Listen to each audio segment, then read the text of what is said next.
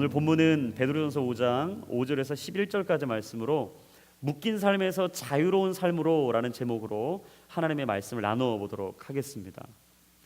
많은 신학생들과 신학자들이 참석했던 이 기독교 세미나에서 이 한 학생이 갑자기 손을 번쩍 들더니 이런 질문을 했다고 해요. 선생님, 이 세상에서 사단 마귀가 가장 무서워하고 싫어하는 것이 두 가지 있다면 무엇이라고 생각을 하십니까? 라는 질문을 했다고 합니다. 이 질문을 받고 한 영성 대가인 신학자가 이 곰곰이 생각을 하다가 이렇게 대답을 했다고 해요. 사단이 이 세상에서 가장 싫어하는 것 두 가지를 꼽으라면 첫째는 순종일 것이고 둘째는 아마 겸손일 것입니다. 그렇습니다. 여러분, 사단이 우리의 순종과 겸손을 빼앗아갈 수 있는 일이라면 수단과 방법을 가리지 않고 무엇이든지 하죠. 그래서 예배 가운데 나오는 사람들의 길을 막는 것이고 하나님의 말씀이 들릴 귀를 닫는 것이고 하나님 앞에 나아갈 수 있는 마음의 감동을 해치는 것이 바로 사단과 마귀의 전략이에요. 근데 더 놀라운 사실은 예배에서 은혜 충만, 성령 충만해도 이 자리만 나가면 사단이 우리를 가만두지 않는 거예요. 여러분, 은혜의 자리에서 받았던 이 은혜를 한순간에 잃어버리는 자리가 어디죠? 교회 딱 예배 끝나고 나면 주차장에서 그 은혜를 다 잃어버려요. 제가 3주 전이었습니다. 서빙고 오늘리교회에서 부흥 집회가 있었어요. 여러분 기억하실 거예요. 이 쌀쌀한 이 부흥 집회 날인데도 불구하고 사람들이 정말 많이 왔어요. 성도분들이 너무 많이 와서 인산인해를 이루었어요. 근데 제가 특별히 그날은 또 주차 봉사를 담당하고 있었습니다. 그래서 제가 서빙고 뒤쪽에 있는 골프장에서 주차를 쫙 관리를 하다가 거의 끝나갈 무렵쯤에 이제 주차장 초소 쪽으로 왔어요. 초소 쪽으로 와서 우리 교육자 한 분하고 이제 드디어 끝났습니다. 너무 잘 끝난 것 같아요. 그리고 딱 왔는데 그 앞에 이제 신호등을 건너기 위해서 대기했던 두 차가 뭔가 팽팽한 신경전을 펼치고 있는 거예요.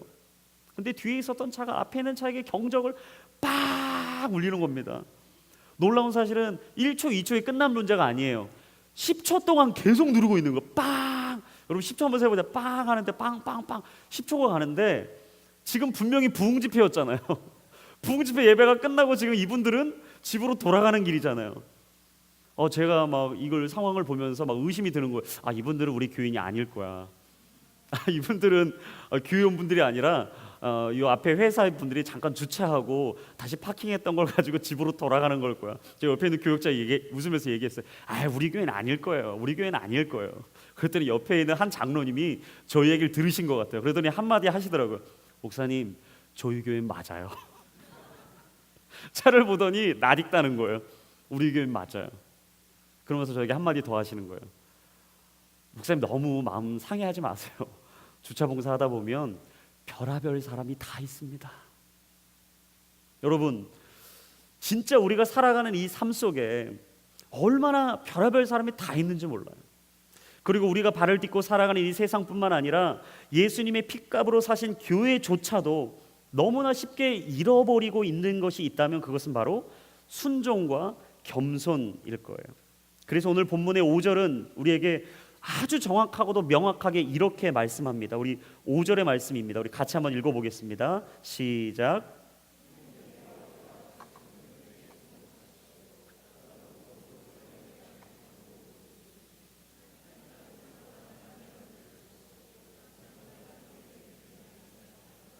여러분, 순복하십시오. 이 무슨 말입니까? 교회 질서에 순종하라는 거예요. 겸손으로 옷 입으라 무슨 말입니까?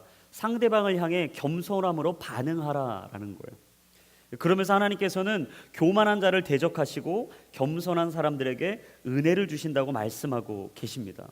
그런데 중요한 사실은 그렇다면 왜 이렇게 베드로가 교회를 구성하고 있는 사람들에게 순종과 겸손의 태도를 강조하고 있는 것일까?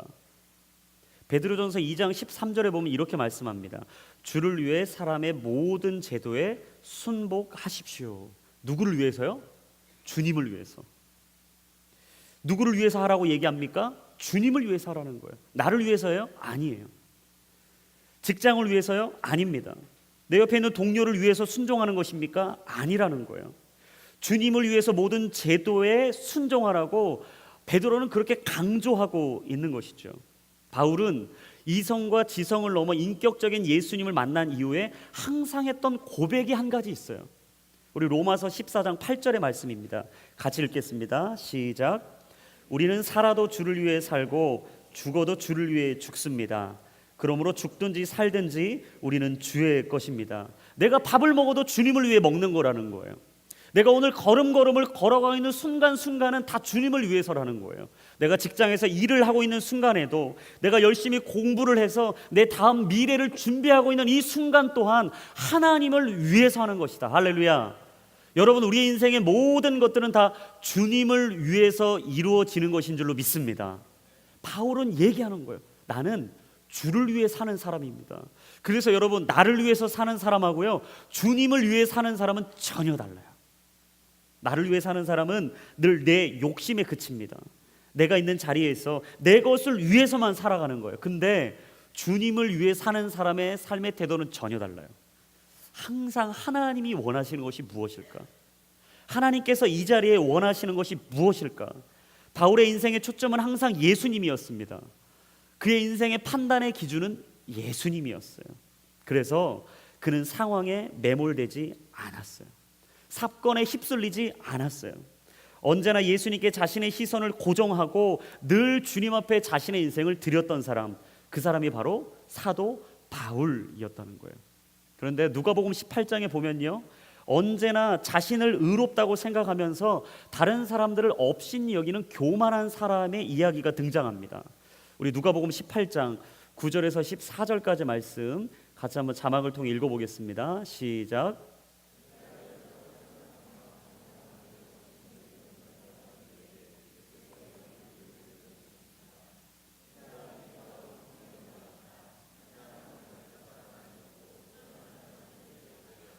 바리새파 사람은 서서 자신에게 대해 이렇게 기도했다. 하나님, 저는 다른 사람들, 곧 남의 것을 빼앗는 사람이나 불의한 사람이나 간음하는 사람과 같지 않고 이 세리와도 같지 않음을 감사합니다. 저는 일주일에 2번씩 금식하고 얻은 모든 것에 11조를 냅니다. 그러나 세리는 멀찍이 서서 하늘을 쳐다볼 엄두도 내지 못하고는 가슴을 치며 말했다. 하나님, 이 죄인에게 자비를 베풀어 주십시오. 내가 너희에게 말한다. 이 사람이 저 바리새파 사람보다 오히려 의롭다는 인정을 받고 집으로 돌아갔다. 누구든지 자기를 높이는 사람은 낮아질 것이요 자기를 낮추는 사람은 높아질 것이다. 여러분, 이 비유에 등장하는 주인공이 두 사람이 있어요. 한 사람은 바리새인입니다. 또 한 사람은 세리였어요. 바리새인은 어떤 사람이었는가? 세상 기준에 갖춰야 될 것을 다 갖췄던 사람이에요.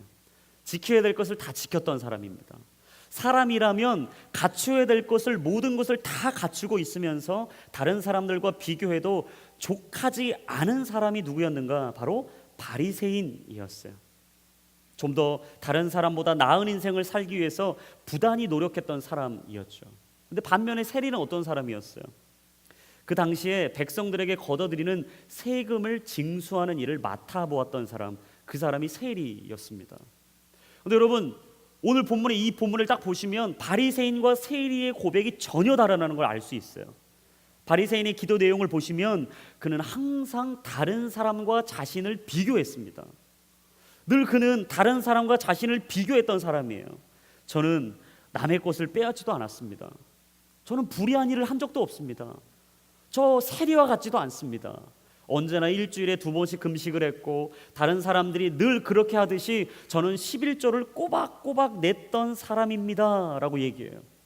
그런데 여러분, 비교의식에 빠져 사는 사람 치고요, 절대 겸손한 사람이 없어요. 그리고 절대적인 이 행복함을 누리지를 못합니다. 왜냐하면 항상 내 것보다는 다른 사람의 것이 더 커 보이거든요. 하나님이 내게 주신 것보다는 다른 사람의 것이 더 커 보이는 거예요. 그래서 비교의식 속에 살아가면 늘 다른 사람의 인생을 보면 내 삶에 만족함이 없습니다. 만족이 없으면 감사함이 없죠. 감사함이 없으면 온갖 불만과 불평과 짜증이 가득합니다. 영적인 건강함 찾아볼 수가 없어요. 늘 언제나 그의 인생에는 영적인 질병이 있는 것이죠. 여러분, 제가 자주 말씀드려요.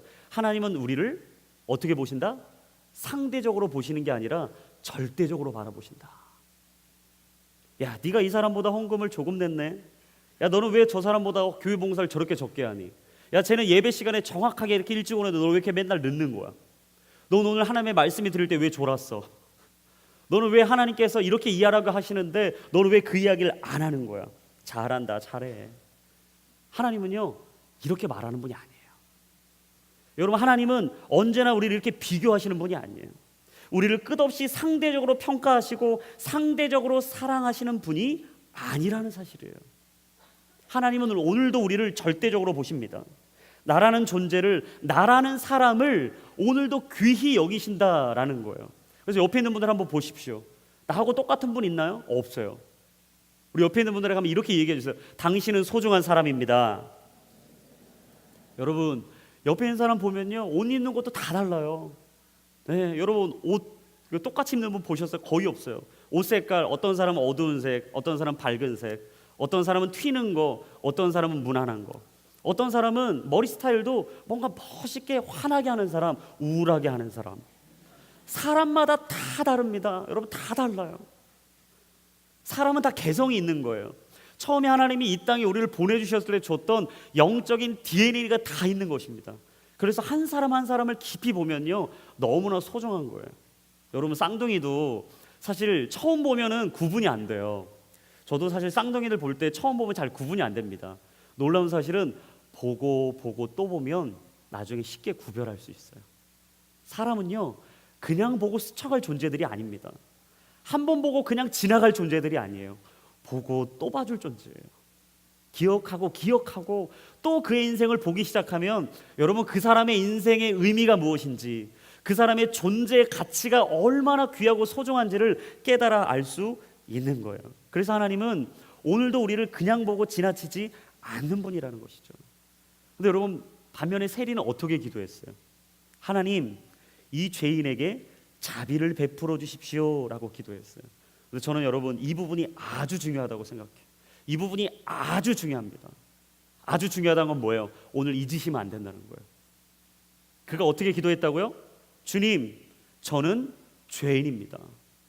이 죄인에게 자비를 베풀어 주십시오.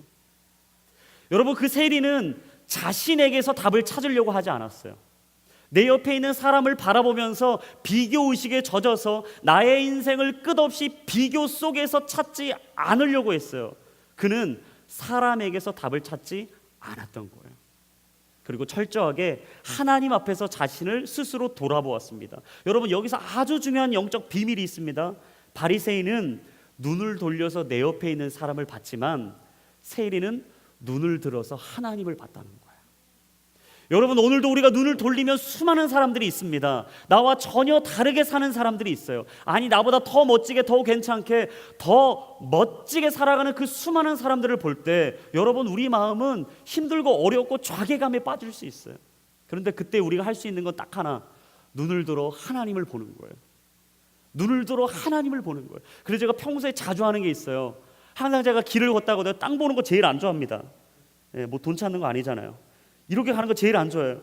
제가 걸어갈 때마다 항상 하는 게 있어요. 답답하고 어려울 때 하늘을 봅니다. 저 창공을 보여요. 하나님께 얘기해. 하나님, 너무나 오늘 제가 답답합니다.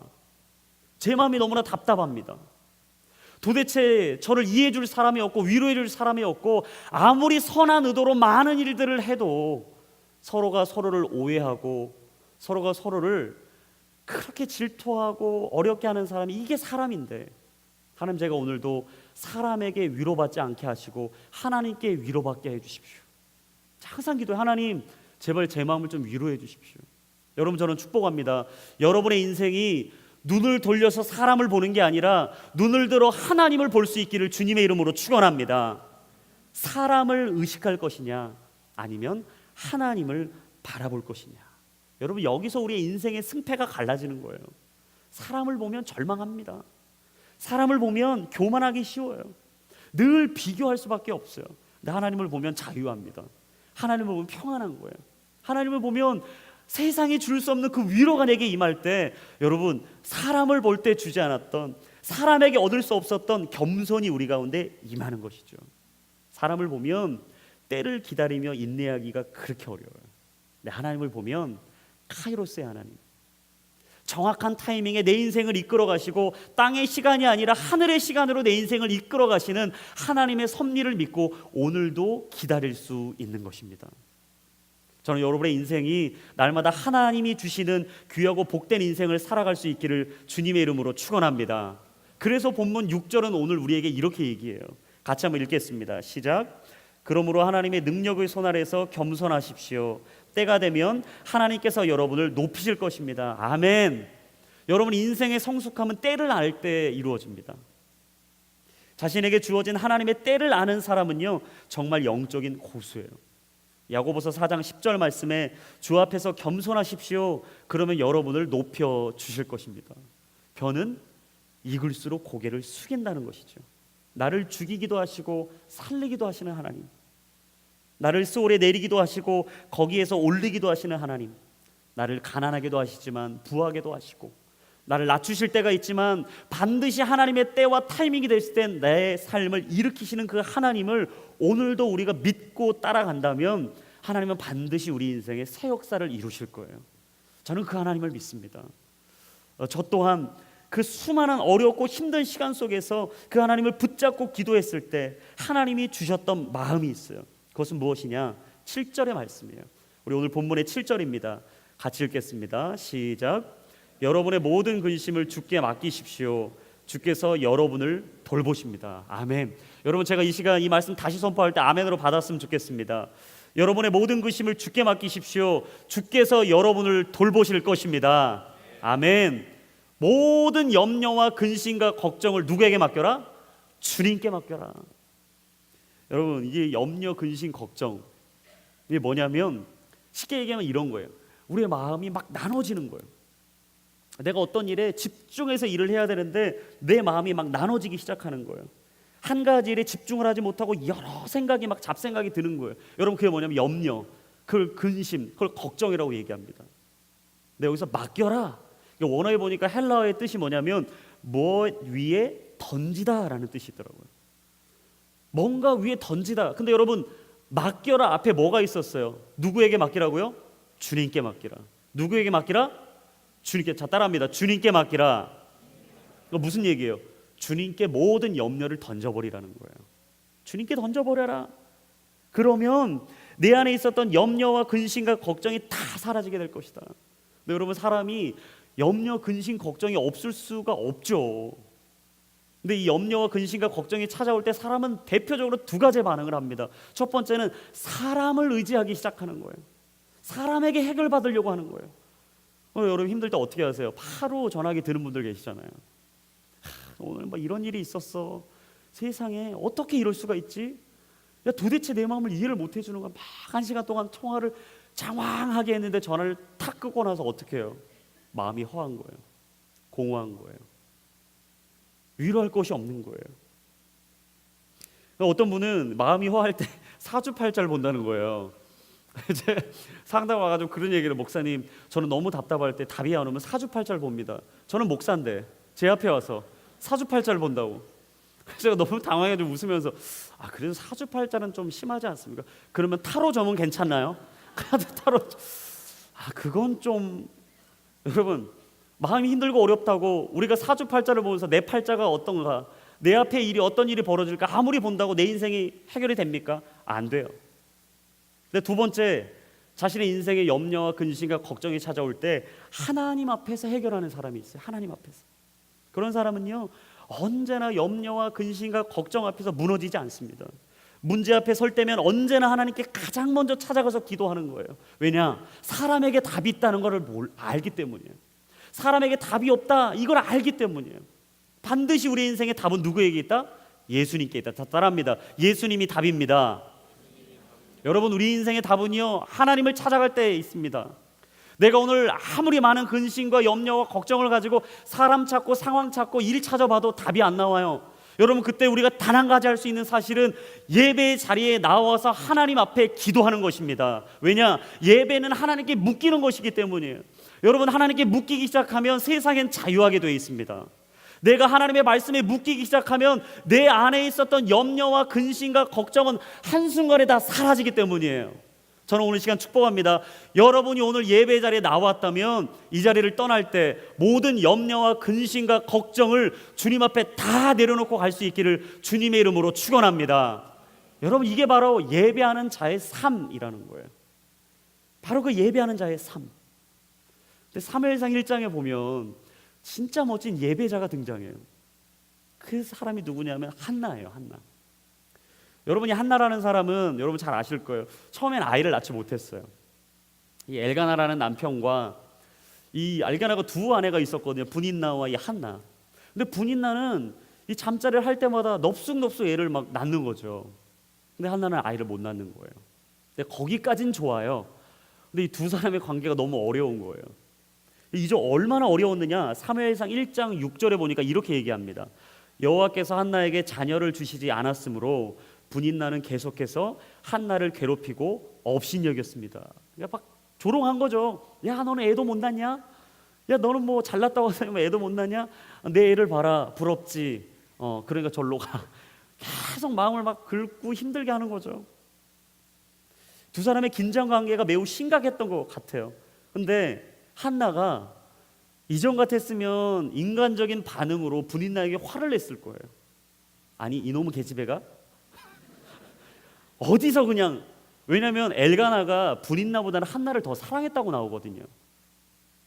한나가 그 마음이 있지만 늘 자신 안에 약점이 있었어요.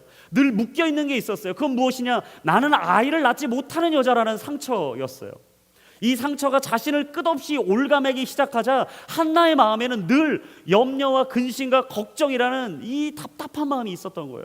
근데 이전 같았으면 분인나에게 화를 냈겠지만 한나가 다시 하나님께 나아가기로 결단하고 기도하자 그에게 찾아왔던 한 가지 마음이 있어요. 그게 사무엘상 1장 10절에서 18절까지 말씀, 좀 긴데요. 저와 여러분들이 한 절씩 나누어서 읽어보도록 하겠습니다. 제가 먼저 읽겠습니다. 한나는 마음이 너무나 괴로워 울고 또 울면서 여호와께 기도했습니다.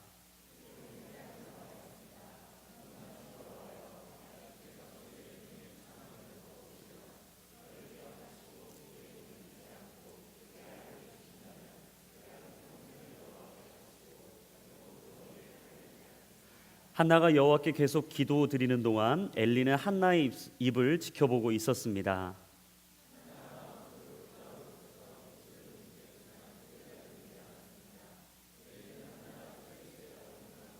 얼마나 더 취해야겠소? 어서 술을 끊으시오 라고 말했습니다.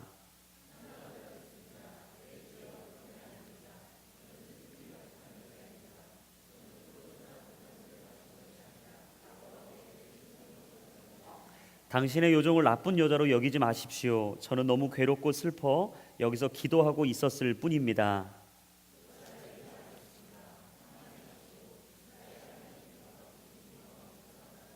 한나가 말했습니다. 당신의 요정이 당신께 은총받기를 바랍니다. 그러고 나서 한나는 가서 음식을 먹고 그 이후로 얼굴에 근심을 띠지 않았습니다. 아멘. 여러분, 근데 10절에 보시면요, 한나의 마음이 얼마나 힘들었는지 잘 표현되어 있어요. 10절에 보니까 이렇게 얘기합니다. 마음이 너무나 괴로워 울고 또 울면서 여호와께 기도했다. 얼마나 힘들었으면, 여자로서 얼마나 마음이 힘들고 근심과 걱정에 눌려 있었으면 그는 울고 또 울면서 여호와께 기도했다는 거예요. 여러분, 마음이 괴롭고 힘들 때 누구를 찾아가십니까? 여러분, 내 인생의 문제가 풀리지 않을 때 우리는 누굴 먼저 찾아갑니까? 한나는 자신의 인생의 문제를 만났을 때 그 문제를 해결하기 위해서 하나님을 찾았어요. 그리고 하나님 앞에 자신의 마음을 토하며 기도했습니다. 꼭 세리가 기도했던 것처럼, 하나님, 제게 자비를 베풀어 주십시오. 저를 불쌍히 여겨 주십시오. 이 죄인 같은 나의 인생 가운데 하나님의 은혜가 아니면 저는 살아갈 수가 없습니다. 저를 불쌍히 여겨 주십시오. 여러분, 기도는요, 하나님의 자비를 구하는 거예요. 기도는 하나님의 은혜를 구하는 거예요. 그래서 기도하는 자에게 왜 울부짖음이 있고 왜 간절함이 있고 왜 외침이 있는 것이냐? 그 안에 속상한 이 괴로운 마음을 어찌할 수 없는 하나님을 향한 자비하심을 향한 애타는 마음이 있기 때문이죠. 근데 여러분, 기도하면 슬픔이 가득했던 그 인생 가운데 그 슬픔이 보나요? 기쁨이 되는 거예요. 세상이 줄 수 없는 평안이 임하는 거예요. 여러분, 이게 바로 기도의 신비라는 거예요. 근데 저는 사실 이 본문에 참 집중하고 싶었던 건 15절과 16절입니다. 우리 15절과 16절 말씀 다시 한번 읽어보겠습니다. 시작. 한나가 대답했습니다. 네 주여, 그런 게 아닙니다. 저는 슬픔이 가득한 여자입니다. 저는 포도주나 독한 술을 마신 것이 아니라 여호와께 제 심정을 쏟아낸 것입니다. 당신의 요정을 나쁜 여자로 여기지 마십시오. 저는 너무 괴롭고 슬퍼 여기서 기도하고 있었을 뿐입니다. 제가 왜 이 부분이 이게 집중이 됐냐면, 여러분, 충분히 지금 한나가 엘리 제사장의 말을 듣고는 기도를 포기할 수도 있지 않았을까요? 왜냐하면 이상한 얘기하는 거예요. 한나가 입을 그냥 이렇게 소리 안 내고 뻥긋뻥긋 하고 있었어요. 마음이 괴로웠던 거죠. 힘든 거죠. 여러분, 진짜 힘들 때는 기도가 안 나올 때가 있어요. 진짜 마음이 미어지고 애통하는 마음이 있을 때는요, 눈물을 펑펑 흘릴 때는요, 눈물만 흘리고 내 안에 그냥 눈물로서만 하나님께 기도할 때가 있다고요. 아마 한나가 그랬던 것 같아요. 입을 그냥 소리도 안 나고 펑긋펑긋 하고 있으니까 엘리 제사장이 그걸 보더니, 아, 이 여자가 술을 취했구나. 야, 내가 더 이상 언제까지 술 취할까? 너 술 끊어. 이게 웬 말입니까? 너 술 끊어. 그랬더니 한나가 사실 마음 가운데, 야, 어떻게 제사장이 이런 얘기를 할 수 있냐? 아니, 목사님이 어떻게 내 마음을 이렇게 이해해 줄 수가 없냐라고 기도를 포기할 수도 있었어요. 근데 저는 참 한나의 대단함이 여기 있다고 생각해요. 한나는 기도하길 포기하지 않았다는 사실이에요. 그러면서 이렇게 얘기합니다. 나는 너무 괴롭고 슬퍼 여기서 하나님께 기도하고 있었습니다. 기도하고 있었습니다. 사랑하는 여러분, 기도는 포기하는 게 아닙니다. 기도는 포기하는 게 아니에요. 너무 괴롭고 슬프지만, 이 상황 속에 답이 안 보이지만, 여러분, 끝까지 하나님을 붙잡는 게 무엇이냐? 그게 바로 기도입니다. 어떤 상황과 환경 속에서도 하나님을 향한 마음을 놓지 않는 것, 그게 바로 기도예요. 간절한 기도 가운데 응답을 받은 한나는 18절 말씀에 이렇게 얘기해요. 우리 18절 말씀 같이 한번 다시 읽어보겠습니다. 시작. 한나가 말했습니다. 당신의 요종이 당신께 은총받기를 바랍니다. 그러고 나서 한나는 가서 음식을 먹고 그 이후로 얼굴에 근심을 띠지 않았습니다. 여러분, 이 부분 너무 중요합니다. 기도하고 나니까 하나님과 문제를 해결받은 한나. 놀라운 사실은 아직 사무엘이 잉태된 게 아니라는 거예요. 기도해서 하나님이 걱정하지 마, 이제 너도 아이를 낳을 수 있을 거야, 은총을 받게 될 거야 라고 얘기를 했지만, 지금 그는 사무엘을 잉태한 게 아니라고요. 근데 18절 말씀에 뭐라고 얘기합니까? 그 응답을 받은 한나는 가서 음식을 먹고 그 이후로 얼굴에 근심을 띠지 않았습니다. 여러분, 예배하는 자의 삶은 이런 거예요. 오늘 예배하고 가면 여러분, 우리의 삶에 있었던 모든 근심이 다 사라지는 것입니다. 내가 오늘 하나님께 당장 응답받지 못할 거라고 생각되는 이 염려와 근심과 걱정이 있을지라도 여러분, 믿음으로 선포하는 거예요. 여러분, 기도는 믿음으로 선포하는 것입니다. 하나님, 내 인생 가운데 그 일이 반드시 일어날 줄로 믿습니다. 여러분, 그걸 믿고 기도하면 근심은 다 사라지는 거예요. 이 한나는 하나님 앞에서 그 근심을 다 살았어요. 그리고 그 근심이 사라지자 믿음으로 자신의 삶에 돌아간 것이에요. 여러분, 진짜 이 기도의 능력은 뭔지 아십니까? 내 안에 있었던 모든 근심과 염려와 걱정이요, 한순간에 사라지는 거예요. 빌립보서 4장 6절 7절입니다. 우리 같이 한번 읽어볼까요? 시작. 아무것도 염려하지 말고 오직 모든 일에 기도와 간구로 여러분이 구할 것을 하나님께 감사함으로 아뢰십시오. 그리하면 모든 생각을 뛰어넘는 하나님의 평강이 그리스도 예수 안에서 여러분의 마음과 생각을 지켜주실 것입니다. 아멘. 여러분, 모든 염려, 그 모든 근심과 그 걱정을 오늘 주님 앞에 기도함으로 고할 때 하나님이 여러분의 근심과 걱정과 염려를 다 걷어가시고 하나님의 은혜 가운데 여러분의 인생을 이끌어 주실 줄로 믿습니다. 여러분, 이걸 믿고 기도하라는 거예요. 이걸 믿고 기도하는 거예요. 이걸 믿고 기도하면 여러분 인생의 변화가 일어나요. 왜냐하면 잠언 17장 22절에 보니까 마음의 즐거움은 양약이라도 심령의 근심은 뼈를 마르게 한다라고 말씀해요. 여러분, 아무리 근심과 걱정과 염려가 우리에게 있을 때 여러분, 그때 가장 먼저 잃게 되는 게 뭔지 아십니까? 기쁨이에요. 하나님을 향한 기쁨, 예배를 향한 그 기쁨, 말씀 안에서 감동했던 그 기쁨, 내가 하나님과 대화하고 교제했던 그 기쁨 가장 먼저 사라집니다. 사단이 가장 원하는 것은요, 하나님을 향한 기쁨을 잃어버리게 되는 거예요. 그래서 예배 올 때마다 사단이 계속 우리를 막을 때가 있어요. 예배 못 가도록, 예배 가려고 했는데 내 마음이 어려워지도록, 상황이 막히도록, 뭔가 일이 힘들어지도록 계속 막는 거예요. 여러분, 그럴 때는 오늘 본문의 8절과 9절 말씀을 기억하셔야 돼요. 우리 8절과 9절 말씀 한번 읽어보겠습니다. 시작. 정신을 차리고 깨어 있으십시오. 여러분의 원수 마귀는 우는 사자처럼 두루다니며 삼킬 사람을 찾습니다. 믿음 안에 굳게 서서 마귀를 대적하십시오. 여러분이 알다시피 여러분의 형제들도 세상에서 같은 고난을 겪고 있습니다. 여러분, 이 말씀 우리가 너무나 잘 아는 말씀이에요. 아니, 식상하리만큼 너무나 자주 들었던 말씀이에요. 그런데 여러분, 베드로가 왜 이렇게 그리스도인들에게 정신을 차리라고 말을 하는 걸까? 왜 그렇게 깨어있으라고 말을 하는 걸까? 마귀를 대적하라고 얘기하는 걸까? 이유는 하나입니다. 베드로는 마태복음 26장에 여러분 너무나 잘 아는 것처럼 겟세마네 동산에서 예수님이 그토록 기도하고 있을 때 잠을 잤던 사람이에요. 그 기도해야 될 그 타이밍에 잠을 잠으로써 하나님의 그 십자가의 길에 동참하지 못했다고 생각했던 그 베드로 마음에 늘 있었던 마음 하나는 뭐냐면, 나는 깨어 있어야 됐는데, 나는 깨어 있어야 하는데, 나는 늘 깨어 있어야 하는데, 내가 그때 잠들어 있던 그때 사단이 나를 밀가부르듯 했었는데, 나를 언제나 유혹했는데, 나를 언제나 넘어뜨리려고 했는데, 나는 오늘 깨어 있어야 되는데. 베드로 늘 생각했던 것이죠. 그리고 그것을 생각하며 오늘 우리에게 이야기합니다. 정신을 차리고 깨어 있으십시오. 여러분, 사람은요, 깨어 있어야 될 때 깨어 있어야 돼요. 그리고 잠들어 있을 때 잠들어야 돼요. 여러분, 낮에는 깨어 있어야 됩니다. 밤에는 잠드셔야 돼요. 근데 낮에 자고 있고 밤에 깨어 있으면 상당히 문제가 있어요. 우리가 깨어서 집중하여 기도하고 붙잡아야 될 일이 있고요, 우리가 잠시 놓고 잊어버리고 침묵해야 될 때가 있어요. 관계도 마찬가지입니다.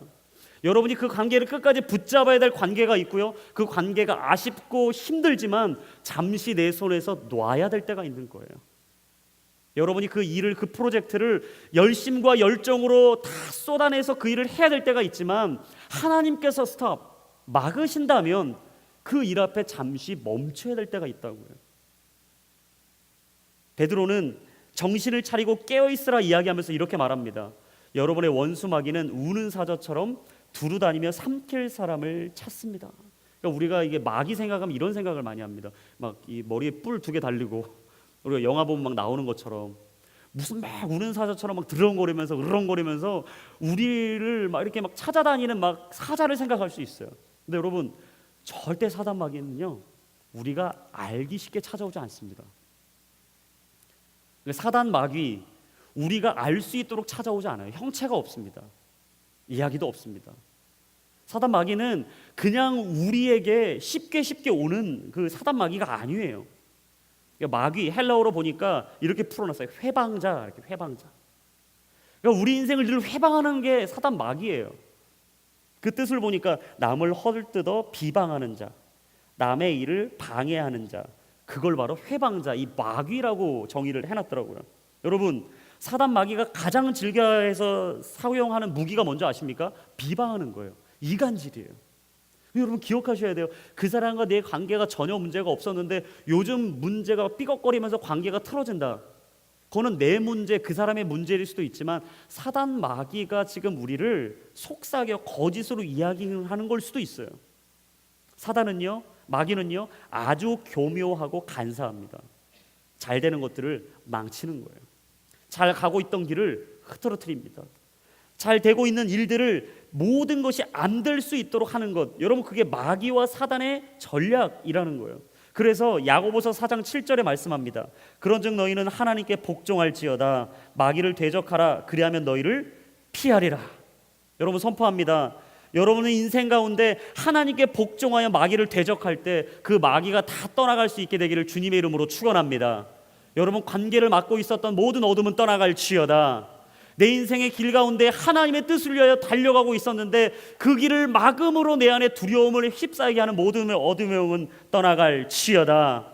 여러분, 그래서 우리가 진짜 기억해야 될 한 가지는 무엇이냐면 하나님이 오늘 나로 그 자리에 보내셨다라는 사실이에요.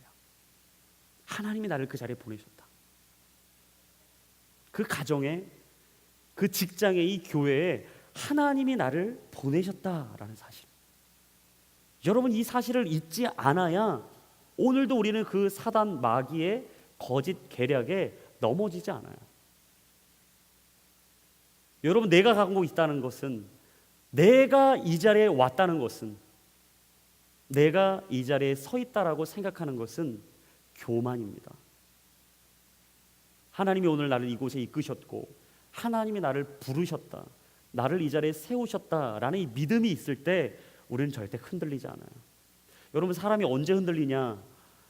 내가 이게 온 게 맞나? 라고 생각될 때입니다. 내가 지금까지 걸어왔는데 그 걸음이 진짜 하나님이 원하셨던 걸음일까? 내가 이 사람과 교제를 하고 있는데 이 사람을 진짜 하나님이 주신 사람일까? 내가 지금 이 순회, 이 교회 공동체에 왔는데 진짜 하나님이 이 공동체, 이 순모임에 날 부르신 것일까? 의문이 들기 시작하면 그때부터 무너지기 시작하는 거예요. 여러분, 사단은요 언제나 우리에게 그 거짓의 가라지를 뿌립니다. 그런데 오늘 본문의 10절은 이렇게 얘기해요. 그러면 모든 은혜의 하나님, 곧 그리스도 예수 안에서 여러분을 그분의 영원한 영광 가운데 부르신 분이 잠시 고난받는 여러분을 친히 온전하게 하시고 굳건하게 하시고 강하게 하시고 견고하게 하실 것입니다. 아멘. 여러분, 오늘 우리는 수없이 많은 시험을 맞닥뜨리게 될 거예요. 누군가는 관계의 시험, 누군가는 직장의 문 앞에서의 그 시험들, 누군가는 술이요 담배가 될 수도 있어요. 누군가는 말이 될 수도 있습니다. 언어가 될 수도 있습니다. 어떤 사람은 늘 넘어지고 깨어졌던 죄가 될 수도 있죠. 근데 여러분, 인생의 문제는요 어디서 풀리는가?